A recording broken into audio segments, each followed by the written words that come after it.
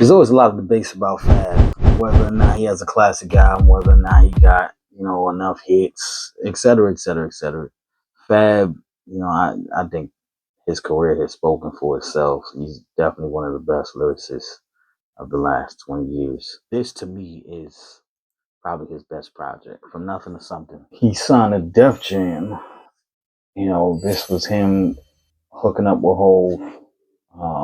They had a lot of respect for each other. This was their first time really collaborating like that. He originally started his career on Elektra, Desert Storm. He was signed to DJ Clue, and then once that kind of Elektra, the label, kind of disbanded, he went over to Atlantic, which was kind of the Elektra spinoff anyway. And then he at Atlantic, he dropped Breathe, and it was a decent project, but it just didn't move the needle for him. And then he jumps on Def Jam and he drops this, and it's just heat. Um, he really was able to do some things that he wasn't able to do on other projects. Make Me Better is on this with Neo. Obviously, he teamed up with Jay-Z. Diamonds with Young Jeezy's on this.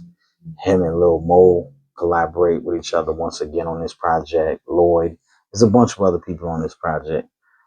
He gets into that kind of R&B smooth bag, and we now know that Make Me Better was really for Jay-Z. So it was a single, and we knew it was going to be a hit the first time we heard it. So I think this is really as good as it gets, and I think what's interesting about Fab's career is he's always been great with picking singles since the debut. Like that was never the problem.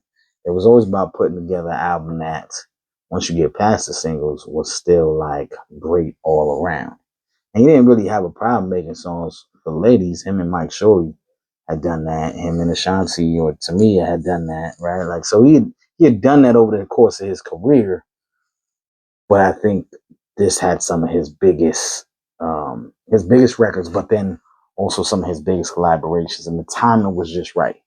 Even Rihanna's on this project, which at the time she wasn't Big Riri yet, but she evolved into that, and this is one of her first features that really like started to move the needle. So I don't know, like if we gonna debate, this probably the one. I don't know if it reaches the level of classic. Maybe because it's only 14 tracks. Maybe if you had 17, this could have pushed it over the top. But this the one.